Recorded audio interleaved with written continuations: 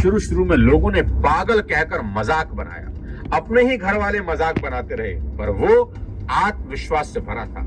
उसने अपने मन की सुनी और निकल पड़ा अपने अभियान पे।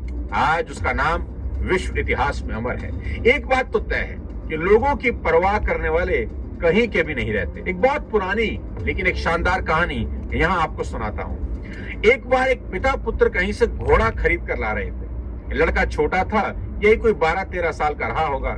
गर्मी का समय था। दोनों बाप बेटे घोड़े की रास पकड़कर पैदल पैदल चले जा रहे थे।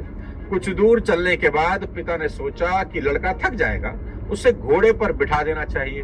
उसने लड़के को घोड़े पर बिठा दिया।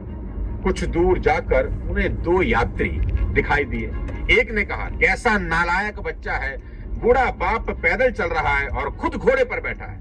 लड़का स्वाभिमानी था, उसे ये बात चुभ गई। वह फौरन घोड़े से उतर गया और बोला, पिताजी आप बैठिए। पिता ने पुत्र की भावना को समझा और घोड़े पर बैठ गया। लड़का अब पैदल चलने लगा।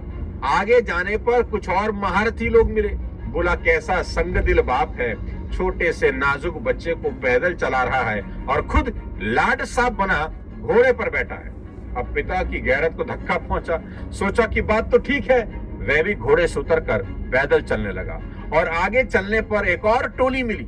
मजाक उड़ाते हुए बोली, ऐसे मूर्ख लोग हैं, घोड़ा होते हुए भी पैदल चल रहे हैं। यह बात भी ठीक थी। पिता ने पुत्र से कहा, चल बेटा, दोनों ही घोड़े पर बैठ जाते हैं। अब कुछ दूर चलने पर किसी ने कहा, अरे इस घोड़े को मारने का इरादा है क्या? इतनी गर्मी, इस मरियल से घोड़े पर दो दो सवार, अत्याचार की भी हद है। अब बाप और बेटा दोनों घबराकर घोड़े से उतरे। एक पेड़ की छांव में बैठकर सोचने लगे कि अब क्या करें, दुनिया तो किसी हाल में जीने नहीं देगी।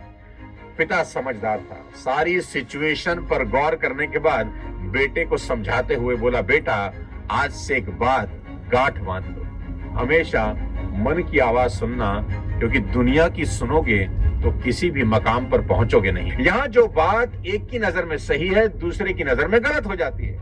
इसलिए सुनो सबकी, करो मन की। घोड़े पर हम दोनों बैठे, इससे घोड़े को ऐतराज नहीं मगर लोगों को ऐतराज है। चल घोड़े को पानी पिलाकर ताजा कर लें, हम दोनों इस पर बैठकर चलें। और उन्होंने ऐसा ही किया। घोड़े पर बैठकर उसे सरपट दौड़ा दिया। ना दुनिया की तरफ देखा, ना उनकी कोई बात सुनी, बस अपनी मंजिल पर नजर रखी और 2 घंटे बाद अपने घर पर पहुंच गए। यही बात आज समझने वाली है।